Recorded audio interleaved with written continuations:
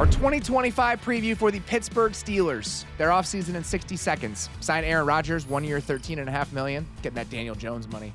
Extended TJ Watt, 3 years, $123 million, $108 million guaranteed. Traded for and extended DK Metcalf, 4 years, $132 million with $60 guaranteed. Acquired Jalen Ramsey and Jonnu Smith in a trade from the Dolphins that included Minka Fitzpatrick. Signed Darius Slay, 1 year, $10 million. Small deals from Malik Harrison, Mason Rudolph, Juan Thornhill, and Robert Woods. In the draft, took Derrik Harmon, 21st overall, Caleb Johnson in the 3rd round, and edge Jack Sawyer from Ohio State in the 4th round. Losses, traded George Pickens to the Cowboys for a 3rd round pick. That aforementioned Minka Fitzpatrick trade. Dan Moore in free agency, Justin Fields in free agency, Russell Wilson, James Daniels, Dante Jackson, and Najee Harris. Dave, what are you excited to watch with the 2025 Pittsburgh Steelers? I feel like you guys are going to roll your eyes at me, but that's okay. I like all side. And I'm not trying to convince anybody that this is going to go great, but I was in college when Aaron Rodgers got drafted, or I think actually I was in college when Aaron Rodgers starting for the Packers, and I was in college when that was my junior year. Yeah, and I was in college when Mike Tomlin got the Steelers job, and so these guys were like at the forefront of the league when my football consciousness just started to evolve, and I started to love and understand the league and the game on a deeper level. And they're just towering figures of my football fandom. And even now, even with the Steelers becoming, it's harsh to call them a punchline, but we all kind of roll our eyes at the way the Steelers are just good enough to get blown out in the playoffs. And we certainly have done a lot of rolling our eyes at Aaron Rodgers over the last 5 or 6 years. But the rodent part of my brain is still like, these guys have been really good at what they do for a really long time. And they've admired each other for stretches of their career. Like, I'm thinking about the clip from the Steelers-Packers game ages ago where they sort of like made eye contact and just like laughed at each other. Like, I'm excited to see these guys on the same team. Maybe I'll regret that in 6 weeks. But right now, there's a small sliver of me that's like, Maybe they can pull out some of the old magic. Maybe there's one last go around in there somewhere. This feels, I understand what you're saying. This kind of feels like that 2008 Al Pacino, Robert De Niro movie, Righteous Kill with 50 Cent. Like, yeah, they're the guys who were in Heat, but that doesn't mean I'm going to enjoy watching this deep into it. That's kind of how I feel about that. Yes, they are titans of their field, and Mike Tomlin is obviously still a very good coach, but I think Mike Tomlin combined with this version of Aaron Rodgers, I don't know. I'm not quite as excited to watch it as you are, I guess I would say. I guess we'll see how long that excitement lasts. Like maybe you know, we're going to watch all these games together this year. Maybe on the first Sunday I'm going to be like, I'm sorry, I take it back. This is not exciting. But right now, while I can still daydream, I've admired the way these guys do their jobs for a long time, and maybe something interesting could happen if they're together. I don't think I have any excitement going in, and I'm not really holding a candle for it working out. But in the 3% world where it does work out, I do think I'll get up for it. Like, if it really does start to go, I'll be like, okay, this is really, really cool, but I'm not waiting for that. That's not happening. That's probably how I feel too. Yeah. I mean, you guys go back and you listen to the Grantland NFL show in 2014. Like, peak Aaron Rodgers is my favorite NFL player I've ever watched. And so there is a slight version of me that does want to believe that there's something still left in there where we could see some shades of that. I just think that I've kind of let it go emotionally. And so if it happens, I'll be pleasantly surprised, but I'm not holding my breath. That's the right way to approach it. But if Steely Dan comes to town, and I know it's not the same lineup, but if they play the songs I like, then I might buy a ticket and have a good time anyway. Derek, what are you excited to watch for the 2025 Pittsburgh Steelers? Mine is much less grand than that. I want to see Jalen Ramsey, and I want to see Jalen Ramsey play full-time nickel again, and I want to see him be able to do that for a defense that I think is going to be really good. I mean, they've paid for it to be really good. And also, the biggest issue I had with the Steelers defense last year was that the spine of it was bad. Well, if you bring in Jalen Ramsey, hopefully that starts to fix a lot of that stuff. So I do think that there's a chance that he's a little bit of a skeleton key for them, and I'm really excited to see what that might look like for them. I mean, I don't think he's just going to play full-time nickel. I think there's a chance when they're in base defense, he's going to play a little bit of safety too. because their charge, that defensive staff, is to make sure they're getting the best guys out there every single play. And when they're in base and they have 4 DBs on the field, I think you could make a really solid argument that Joey Porter Jr. and Darius Slay at corner and Jalen Ramsey at safety is part of those 4 DBs. This team played 207 snaps in base defense last year. That's a lot of plays that you don't want to just burn. And so I do think that's part of the calculus for why they wanted Jalen Ramsey, is that, well, he can play 2 positions, right? So we're getting to use him on every single play and strengthen our looks in both of those different personnel packages. And one of the reasons I think they can do that, and talking to people there in the summer when I was there for training camp, I was really curious about this, just what the process has looked like for him moving back to safety. And he is just so smart that it allows him to do this, right? Like, he's a brilliant football mind, and he didn't even have the spring, and he still is on track to play what might be like 2 positions for them, like 165% of the time, 135% of the time. He was using flashcards during training camp. Like, they're just doing everything he could to make sure this was going to go okay. And it really does seem like his game, the physicality he plays with, and just that football intelligence was always going to lend to him making this transition to the back end of the defense later in his career if he wanted to. And it seems like we might get our first look at that this year based on what they expect from him and how the rest of this defense is built. That's the thing, is like with a lot of aging corners, it might be at the end, we'll put him at safety and see if it works. With Jalen Ramsey, it's been like since the beginning of his career, we've known that, like, all right, when he's maybe not an elite corner anymore, we'll put him at safety, and it's probably going to be awesome. What I'm excited to watch is the front. I love the front. I love the players on the front. Cam Hayward, he's going to be back deeper in his career, still playing at an incredibly high level. I thought he was fantastic last year. Keanu Benton's still a solid player. We know what TJ Watt is. I think there's been a little bit of like the shine off of TJ Watt recently just because the production has been down. I do think part of that is just how much attention is paid to TJ Watt within that defense. I do think TJ Watt is still a very good player. I think that at this point, Alex Highsmith is like one of the best second edge rushers you can possibly have in the NFL. And they drafted Derrik Hartman, who is like my favorite player in this draft. And right now, it seems like the knee injury is not that serious. He might be back like early in the season. I think they described it as week to week, which was music to my ears. And even if he's not going to play right at the beginning, Yaya Black, the defensive tackle they drafted from Iowa in like the 5th round, just wrecking shop in the preseason. So I'm looking forward to seeing what this group specifically is going to look like with the combination of old blood and new. I'm really hyped for it too. Like this, if they can actually just consistently generate a bunch of pressure, and also like, he's not nearly as sexy as these other guys, but like even Daniel Akwale off the bench, I think is like a kind of good run defender. Like they have depth in a way that I do not think they had really the last handful of years. Let's talk about the swing points with the 2025 Steelers. We all had the same one for this, which I do think makes sense considering all the resources that they've poured into it. What is your swing point for the Steelers, Derrik? I mean, for me, it kind of, if we're not going to count the quarterback as a swing point, I think we'll talk about that in a minute. I think it kind of has to be the offensive line. And I think this is one where, honestly, a little bit like the Ravens secondary, like I think I have a good amount of faith that they'll be at least solid. Like I think the 2 young interior players last year in Frazier and McCormick played pretty well. Seumalo is what he is. He's a solid player. Troy Fautanu was a guy I adored coming out of college, and he obviously didn't get his rookie season, but I think he's been insane in the preseason. Like I think he's one of those, like, everyone goes and watches the rookies because they're super exciting, and we forget about some of the guys that like missed their rookie year, and we go back and look at them. But I really think he looks like an absolute demon. So if Fautanu is as good as he's looked so far in the preseason, if Broderick Jones is just fine at left tackle, and then the interior is what we think it's going to be as those young guys get better, I mean, there's a chance that this is like the 8th best offensive line in football, and that they need it to be that good.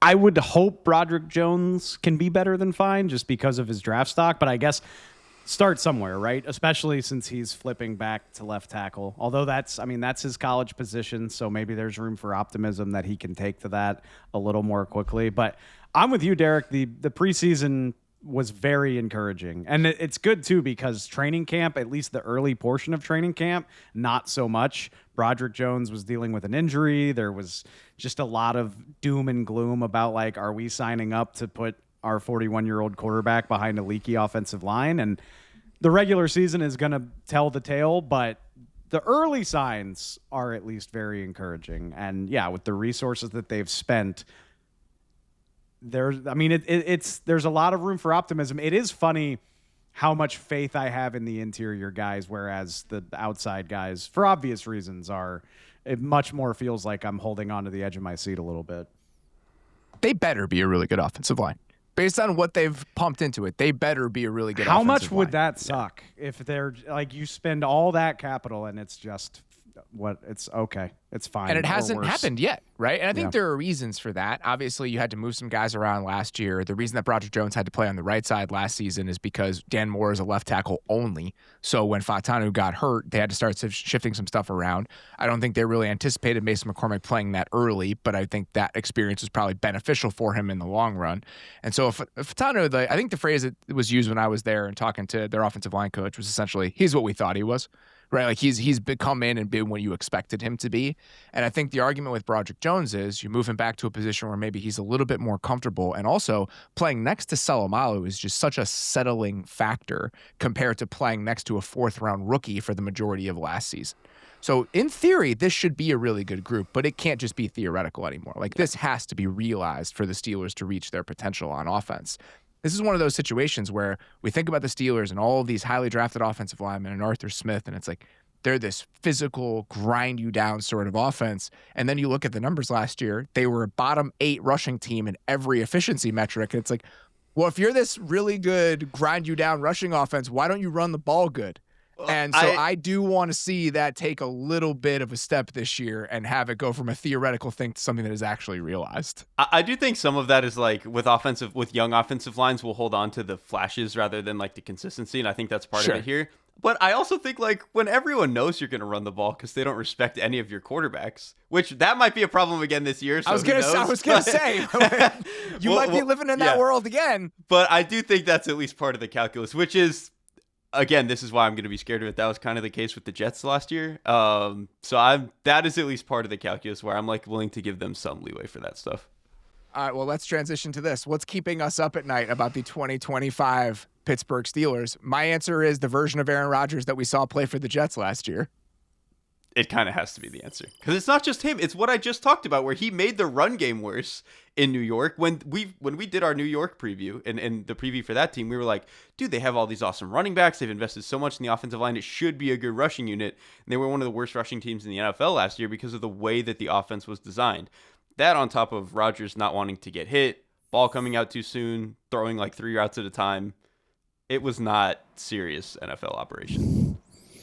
I'm going to sound like an Aaron Rodgers apologist based on what I said at the top of the preview, but do we give him a chance of improvement based on another year removed from the injury, the buy-in of at least conceivably wanting to go to Pittsburgh, like being willing to sign up to do this with Mike Tomlin and Arthur Smith? Like, is there any chance that Rodgers is more willing to play ball this year than he was last year?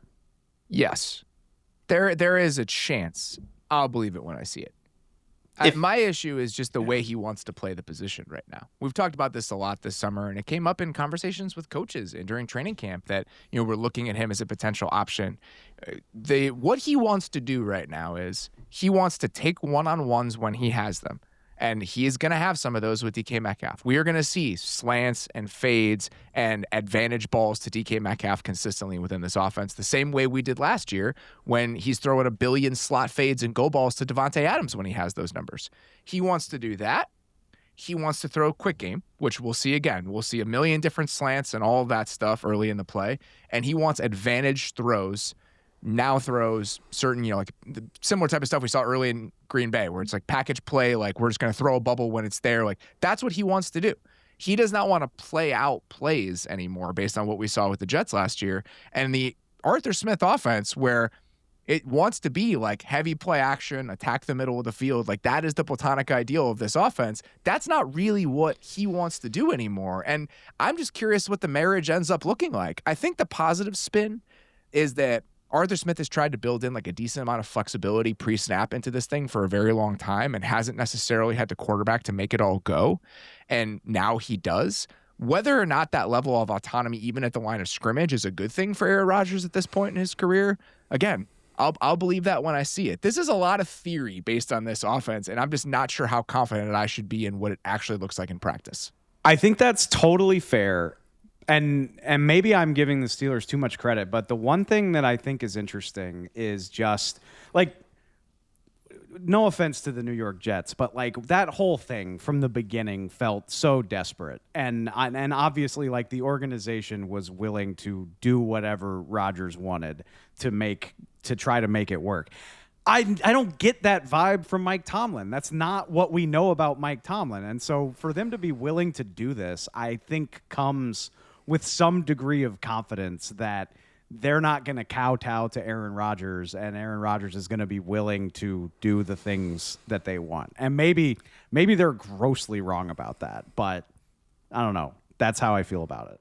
I just wonder how much of that can make him a different player at this stage. Well, and to me, like, let's even live in the world where he maybe does become a different player, and he's a little bit more willing to do some of the Arthur Smith stuff, the way that he did some of the Matt LaFleur stuff in 2021 or whatever it was. Is he going to be accurate again? He was not accurate last year. Like the reason that all of I can only throw 4 routes the way that I did, throwing slot fades and just throwing a million bullet slants and all this stuff, it's because nobody was more accurate at putting the ball right in a receiver's chest the way that he was. That just wasn't true last year. And like maybe again, one more year removed from the injury, like he will be a little bit more comfortable slinging it the way that he used to, but that's something that I would be more willing to buy if he was 32 instead of over the hill on 40. Like that's where it kind of gets complicated for me. Yeah, the history of quarterbacks at this age is pretty bleak, man.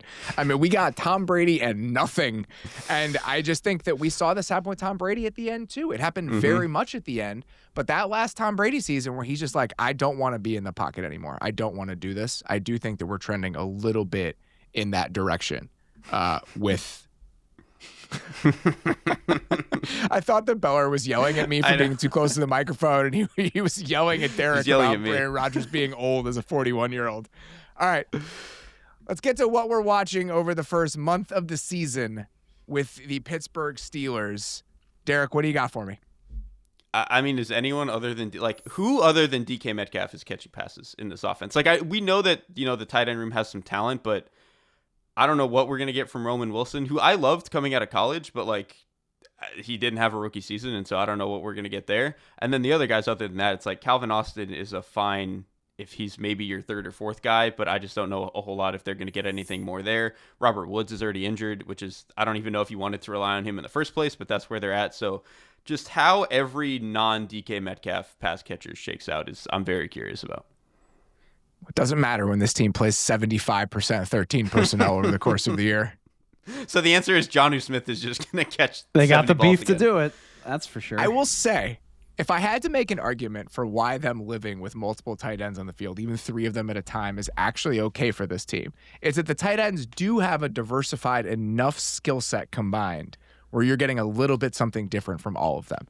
Like Pat Freiermuth and Jonnu Smith both are kind of like move tight ends, but Freiermuth is more of like a seam stretcher, kind of zone beating tight end, and then Jonnu Smith is obviously somebody you can get the ball in his hands after the catch. You can manufacture stuff for him, and then Darnell Washington is an offensive tackle who catches passes. And so those 3 guys combined, you can build something around that. It's going to be weird, but Arthur Smith has never shied away from building something weird for the sake of doing it. And so I do expect to see a version of the Steelers offense that looks unlike anything else in the NFL, because that has been the trend with him as an offensive coordinator over the last few years, or play caller, period. I was going to say that more than calling a good offense seems to be his goal sometimes. It's like, can I just call an offense that nobody else is calling? Speaking of evolution and details and how the structure of something looks, that's what I'm watching the first month of the season. Just how does the secondary shake out for the Steelers? And then what does it mean for the evolution of the defense? Right. So if we get some Jalen Ramsey at nickel, we get some Jalen Ramsey at safety, does that feed into a little bit more of a diversified menu for what this defense looks like overall? Last year, in 2024, the Pittsburgh Steelers played the highest rate of single high in the NFL. It was like 65, 66%. No team ran fewer zone blitzes than the Pittsburgh Steelers last year, which is kind of crazy when you consider the Pittsburgh Steelers' history and like what Dick LeBeau was for forever. No team had fewer unblocked pressures than the Steelers last year, and no team played less quarters than the Steelers last year. wasn't just a one-year blip. The rates in pretty much all of those things, except the unblocked pressures, have essentially been steady for the last 3 to 4 years. The Steelers' defense have pretty much been what it is. TJ Watt's lining up over here. We're going to play a bunch of cover 3 and man, and we're just going to roll. That's been pretty good because their talent has been very good. Since 2021, they are 13th in pass defense success rate in the regular season, 44.3%. When you get to the playoffs, and you do not get to feast on the Browns twice a year and the other random teams that you get to play in the regular season, it has been a different story. They have allowed a 50.5% passing success rate and 0.35 EPA per dropback. For reference, the Panthers allowed a 49.9 passing success rate last year, and Josh Allen and Lamar Jackson were at about 0.24 EPA per dropback. The only teams in the playoffs since 2021 that have a worse EPA per dropback allowed than the Pittsburgh Steelers are the teams that played one playoff game and got shish kebabbed in that game. The Patriots in that game against Josh Allen, the Browns in that game against CJ Stroud, the Seahawks in that game against Brock Purdy. They have been destroyed in the postseason. And I think part of that is how easy it is to build a one-game game plan for the Steelers when you are one of the best teams in the NFL with one of the best quarterbacks in the NFL. So what does it look like over the course of this year? And then do they diversify a little bit in order to avoid that fate when we get to January that they have seemed to face every year for the past few years? I just had a really bleak epiphany listening to you read that off, which is that the Steelers are a mid version of the Ravens in the sense where they have accomplished none of the highs, but you still don't care what they do during the regular season. You're just like, okay, cool. You're 10-7. What happens in January? Like, good for you. Mm-hmm. Without any of the fun. With none of the fun. None of the fun. None of the MVP candidates, none of the crazy, like, big plays or fun offense. It's just like, yes, you are a chore to watch, and I don't care what happens until we get to the playoffs, which that's not a fun place to be. I want more than that for the Steelers. And why they need more than that is that this team, once again, is spending more money on its defense than any team in the NFL by a ton.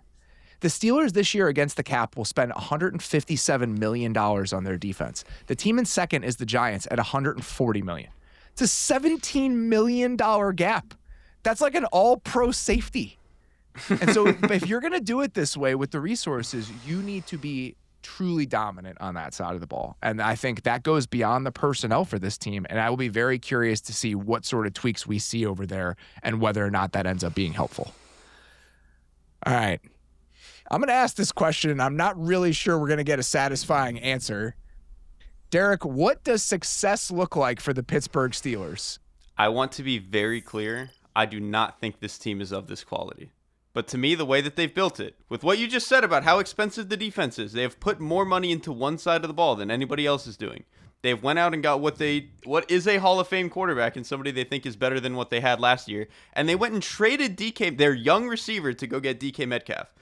This is a team that, to me, thinks that they can win a playoff game and get to the divisional round. Like, you're the Pittsburgh Steelers. It's year, I don't even know what, of the Tomlin regime. You have this much pumped into the defense. You traded for Jalen Ramsey. Like, you clearly think that you can still go and win a playoff game this year. Again, I don't know if I believe that looking at the roster, but the way that they built this thing, I think that's what they're shooting for. I think Derrik actually has his finger on the pulse of what they think in that building. Yes. Whether or not that's delusional is delusional. I don't believe this, but they clearly do. I will say this. They made a lot of win now moves this offseason. The Jalen Ramsey trade, signing 34-year-old Darius Slay, signing Aaron Rodgers. None of those moves compromise what your resources look like in 2026 and beyond. And I do think that even as they kind of gesture at trying to be competitive this year because they're the Steelers, this team is setting itself up for a 2 to 3 year window where you have a ton of draft capital next year. Can you make a run at the quarterback in the 2026 draft and kind of make this soft transition with some of the younger pieces that you have on this roster? So in the building, it might be win a playoff game because we have Aaron Rodgers and all of the usual characters you're used to on this roster. For me, I think you can still be a success when it comes to the broader health of the organization if by the end of this year you have established a real core of young players. All right, there was a stretch from, I believe, like the 2019 draft through the 2021 draft, when they traded a first-round pick away and took Devin Bush. That's the Kenny Pickett draft, the DeMarvin Leal. There were so many like early picks over those couple of years that just aren't even on the roster anymore. The last couple of years, can you make sure you're getting 5, 6, 7 guys that you feel good about as your core moving forward from those drafts? The offensive line, Harmon, Black, Peyton Wilson, Joey Porter Jr., plus setting yourself for the quarterback move in 2026. Like, I honestly don't care how good they are this year. Let's say Rodgers is as bad as he might be. Let's say he was the quarterback he was last year. Let's say the defense is the 10th best defense in the league and they finish 8-9. As long as all those other things I just said happen, I think that's an okay season for the Pittsburgh Steelers when it comes to accomplishing the real goals that they should try to have over the next 2 to 3 years. I care how bad they are. And I don't really care if they make the playoffs.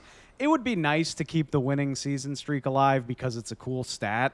But if Mike Tomlin keeps coaching, that will eventually come to an end. That's just the law of averages. But you can't be like, it's the Steelers. And maybe this is me talking as somebody who grew up under this regime. But I mean, they've had 3 head coaches since 1969. They got the most Lombardi trophies or tied for it anyway. Like, they're the Steelers. That comes with a type of consistency and like a no-nonsense approach.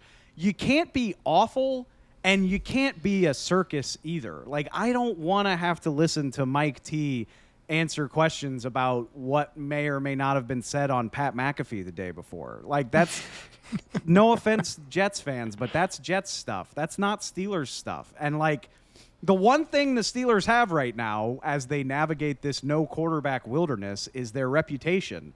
And if respectability. Yeah. And like, if you sully that chasing 10-7 and a wild card win, and even worse, if you don't come close to getting it, like if you sully that reputation to go 5-12, ew, gross, dude. So and like, don't put stains on the terrible towel and win like at least 8 games. I think that's fine. I think that's okay. Yeah. And I think for me, the last thing I would say is like, if they land in a spot where they still have like a borderline top 10 defense, a lot of the young pieces on offense look nice for whatever the next quarterback's going to be, that's fine. And I think that you can live with that. That's such a more compelling place to live when you're in year 2 of regime instead of close to year 20. And I understand that like this is a different set of circumstances because it's the Steelers, but because you're the Steelers, I'm just going to hold you to a higher bar. And if that's unfair, that's fine. I don't really care, but I'm going to. Even with mainstay franchises, though, there are vacillations in what you're trying to accomplish in a given year and what your multi-year outlook looks like. This team has an additional 3rd-round pick because of the Pickens trade. They have an additional 3rd-round pick because of the Dan Moore contract and an additional 4th because of the Justin Fields deal. They have a lot of draft capital in the middle of this draft, and I do think that they'll have the ammunition to hopefully make a swing and make sure we're not going to half-ass and half-measure the quarterback spot anymore. So even if it's year 18, it's kind of like year 1 or 2 of this version of what the Steelers are trying to be. And so I think that's why maybe I'm giving them a tiny bit more grace when it comes to what success or failure looks like for this season specifically. Thanks for watching the Athletic Football Show. Subscribe to the channel to keep up with us. Like and comment on this video, and we'll see you next time.